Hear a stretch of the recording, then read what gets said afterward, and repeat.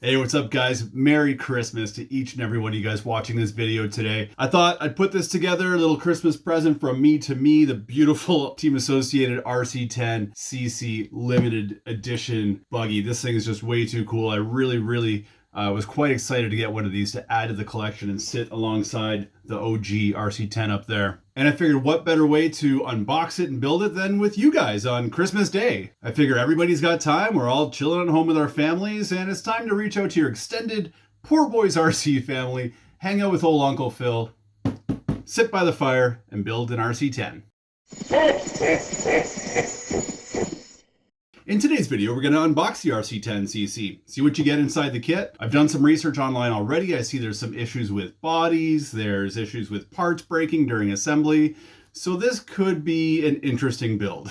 Speaking of builds, we're also going to build it today, so this will be a bit of a longer video. And I've got to say, for the first time in the history of me building RC cars, I'm beyond stoked to go box art on this one, because I don't have to cut out any stickers, I don't have to do any masking, I don't have to do any painting at all. It's just going to be a clear body. How easy is that? And after I just finished filming the entire unboxing, I realized I forgot to hit record. So here we are with a lazier version of an unboxing. So as you can see, I've already gone through absolutely everything. Let's go over what we've got in this box here. We do have some stickers here, guys, which are really nice and pre-cut. Thank you so much for doing that, Team Associated. What a pain in the butt I find it to be to cut out stickers.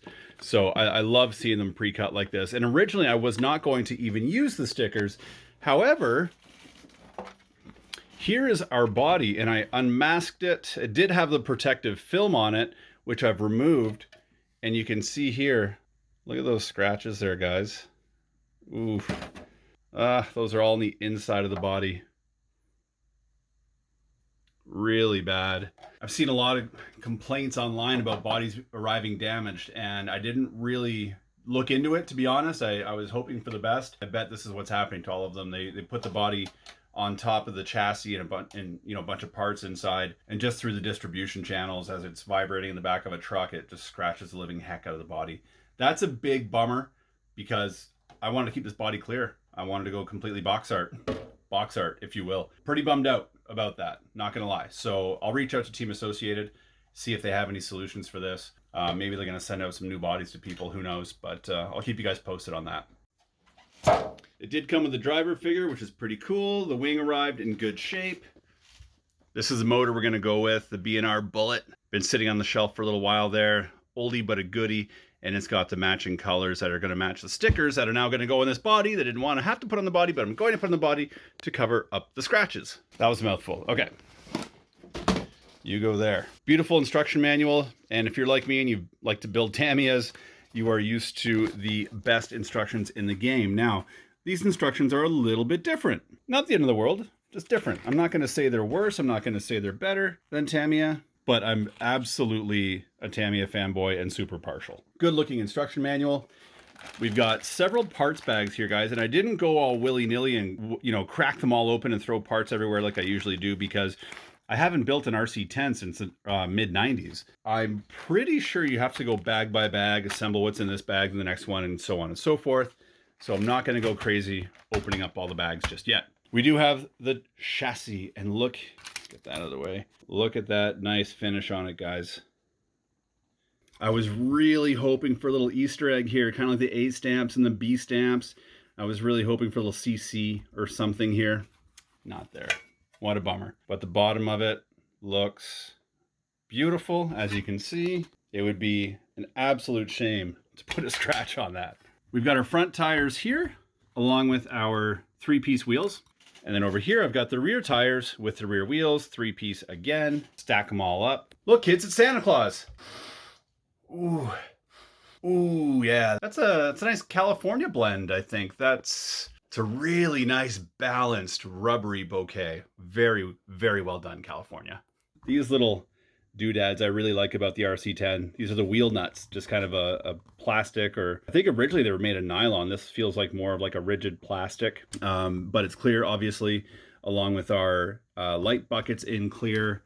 We've got our transmission gear cover here, clear. We've got our lower arms here, front uprights, or front shock tower, I should say, Bag number 1, we've got just some mystery screws. Bag I guess that would have been. This is bag D, where we've got our part of the rear battery stay and integrated wing holder and shock towers for the rear. Bag A, we've got our front nose plate, some hardware. Bag G, we've got our battery tray. Bag C, we've got a bunch of gears. Looks like we have a combination of metal and plastic gears. We've got some brass oilite bushings. We've got our transmission housing here, transmission case, motor mount, all that good jazz. Bag F, we've got our tie rods, steering tie rods. And then bag E, we have got our lower rear arms and some other hardware bits and pieces. So what better way to spend your Christmas day than with old Uncle Phil in the old hobby room, building the old RC10CC. Grab a drink, get comfortable, let's get the sucker built. If my suspicions were right, I'm actually surprised I remembered this, because I've only built 2 RC10s, an RC10 and an RC10T back in the early mid-90s. And I remember having to go specifically bag by bag. And sure enough, the way this starts off, they tell you to start off by opening bag A, and you have bag A, but bag A has a combination of hardware, a body post, and a metal piece of the chassis, and some washers. So unlike a Tamiya where you can open up bag A, bag B, which I usually do, sort out all my screws, and you've got your plastic part trees, here you're really going bag by bag by bag by bag, assembling. So it's interesting just to see the variances in how different companies would approach the build process. It's pretty cool. Another interesting fact, if you go to build one of these, is you are going to need Imperial drivers. I guess that's .050, that was a bad example, but you know, a 1/16th, for example, 5/64ths. You know, pretty much everybody in the world of RC now has gone metric, but this kit is still non-metric. So don't use your metric drivers. You're going to strip out some screws. And if you don't have a set of standard drivers, don't worry, because the kit does come with some Allen keys. Looks like we have maybe some bell cranks here. That looks a little bell cranky to me. And in which case, honestly, the first screw I'm using here, there's so much slop in here. That is crazy. My 3mm metric fits better than the 8/32 Allen key they give you. This is off to a really bad start, Team Associated. I gotta tell you, I'm pretty bummed out. Scratched up body and hardware that is already like so sloppy. You're probably not gonna pick this up, but there's that much slop in that screw. And that's with the kit supplied Allen wrench. He'll use my Tamiya 3mm and it's a perfect fit. So ignore that comment that I said earlier where you're not going to use your metric drivers. Turns out maybe you will be using your metric drivers. I'm going to try mine. What a funny thing. Okay, quit being so cynical, Phil. It's Christmas. You know how in all of my videos I say the Tamiya build instructions are the best? Here I'm literally on step 1 and I'm a guy that's built hundreds of kits in my life. And I'm coming across some pretty unclear messages here. Tell me if I'm going crazy. Number 8, aluminum washer, thick, ×2. But here in the image, there are 4. Kit supplies me with 6. Do I use 4? Do I use 2? What would you do? I don't know. This is where when Tamiya has that little legend down the side that gives you the exact size of the part, the screw, the hardware, whatever it is that you need to match it up to, you can always match it up. Is it the end of the world? No, it's not the end of the world. Is it unclear? Yes, it is very unclear. Says to use 2. I'm going to use 2. If we've got to go back later on and put a couple more in, we will. From there, we're going to take the body mount and thread that bad boy on there. Ta-da! And there's no T-wrench. They didn't give you a T-wrench. At least if they did, I don't see it. So while I tighten up my balls, you guys let me know, how is your Christmas going so far? Why are you hanging out with me and not your family? Just kidding. I'm happy you guys are here. I'm happy we can all hang out a little bit together, have some laughs, build an over-anticipated kit that was a little underwhelming out of the box. What'd you guys get for Christmas? You guys have anything, any cool new kits? Throw them down in the comments below. Let me know. Love to see what you guys are working on. All right, now we're going to take these 2 bad boys. This clear plastic definitely feels like it's on the brittle side. So be extra cautious when using your thread lock. You've got to use thread lock in a few areas here, especially right off the hop. And as you guys all know, thread lock can weaken plastic parts. The more rigid plastics just seem a little more susceptible to breaking when thread lock's applied to them. And I remember watching Bryce from Jacko Trades. He said he stripped out one of the screws, these big screws for your steering bell cranks. He over tightened his, and I'm just gently tightening this and I could feel it starting to, thanks for that tip, Bryce. If you guys are building this, take it easy when you're putting these screws in, okay? They strip out very easily. Number 8, aluminum washer, thick, ×2. And look, an image of 2. That checks out. I can only get the darn thing on there. There we go, bud. You, and then this little cat goes like this. And this little monkey goes over here. And this little guy, where's this little guy go? Little guy's gonna go over here, like that. And then a couple steel nuts. Of course, it's some goofy size that doesn't exist anywhere but over at Team Associated. And I will tighten those up later, most likely off camera. All right, with bag A out of the way, we are on to bag number B. And I know that B is not a number, I'm just having some fun because it's Christmas. Bag B, bag B. So these are all the hard plastic parts from bag B. I've already taken the screws and I've got them sitting over that away on my little screw holder towel. We'll get these guys all trimmed up, get these front uprights put together. And if you haven't picked up a pair of these Tamiya plastic cutters, these are awesome. And I'm not saying that just because they're Tamiya, but these little tiny nubs, boom, they clean them right off. Makes a really nice finish. And yeah, this clear plastic feels pretty, I mean, it feels strong, don't get me wrong, but it feels like it would be brittle. It's thick, it's beefy, it feels strong, but it feels like, yeah, it could break. To break any of these parts because they're not going to be selling parts separately for it in clear. So when I'm building this part here on bag B, it says right here, RC10 stub axles, build left and right sides, press stub axles into steering blocks, use a hard surface to push down on, exclamation. So it really makes you feel like you really have to push this thing really hard to get it to engage in there. And after I did that, with this one, I realized you don't have to do that. It just kind of drops in nicely and you put the E-clip on the back. I don't know what that's all about, but let's try that again. It just drops in nicely and then you've got enough room right there to put your E-clip in. Either I'm missing something or the instructions are a little over dramatic, maybe. Yeah, didn't have to press it at all. Whatever. So I'm going to keep plugging away with this build, guys. I'm going to switch this over to a time lapse so it doesn't take all day. You guys maybe spend some time with your families at Christmas. I will take some pauses throughout the build if I come across any weird spots where I get stuck, or maybe you might get stuck, or something that might need some explanation. I'll stop there. We can take a deeper dive then. But until then, enjoy time lapse, some groovy tunes, and a very Merry Christmas.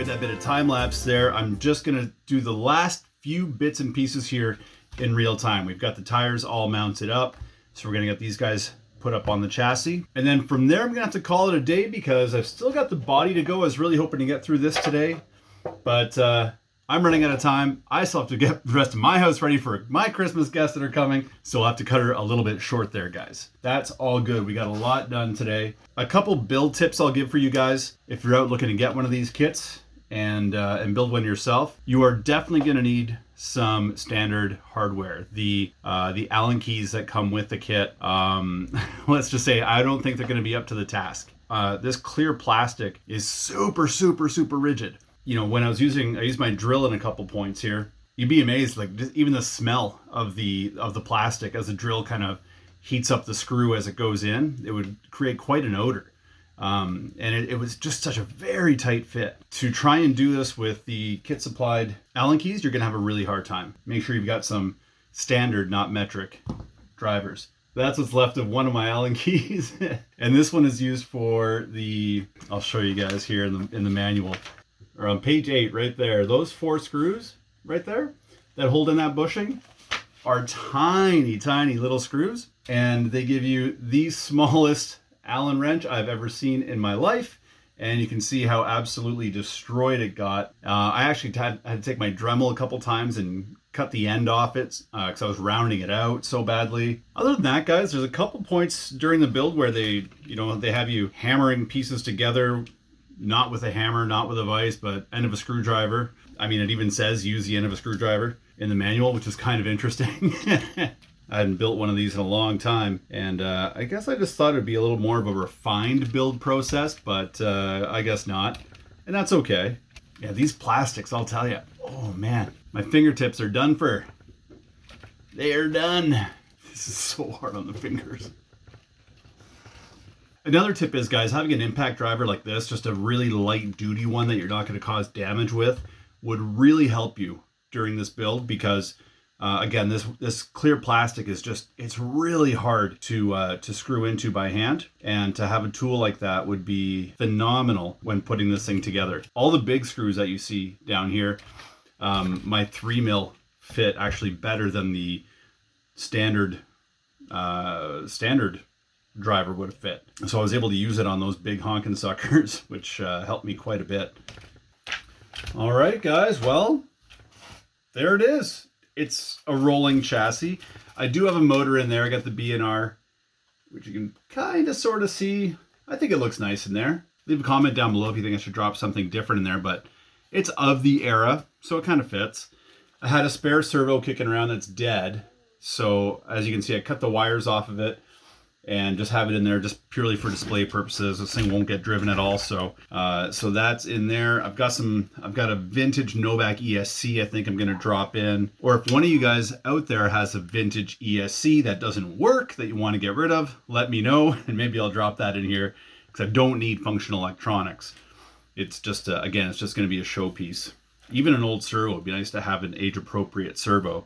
I just don't have any. But other than that, that's it, guys. Goes together pretty easily. It took me about 4 hours to do, and most of that was just kind of monkeying around since I'm filming. Would have been probably quicker had I not been filming. Better look at this bad boy. Oh, man, don't they look nice? I can't get enough of just how that looks, just from the front. All the silver anodized parts. What a thing of beauty.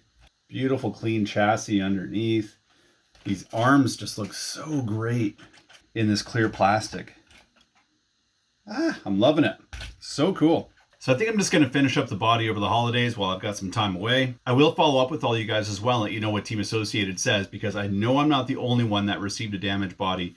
So I'll see what they say about that and let you guys know. I'm not necessarily looking for a free body, but maybe I am, because I'm not going to lie, I'm a little bit bummed out.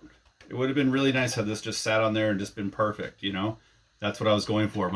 Finally having a box art body that takes zero effort. Just cut it out, put it on. Man, how cool would that have been? But we'll see what they say. Other than that, guys, I'm going to take off, go enjoy the rest of Christmas with my family. I hope you guys had an awesome day. Thanks so much for hanging out with me. It was pretty cool. I like the fact that we were able to hang out on Christmas Day and do this together. Really appreciate you guys hanging out. And of course, all the support in 2023. onward and upward into 2024. Have an excellent day, guys, and as always, be excellent to each other.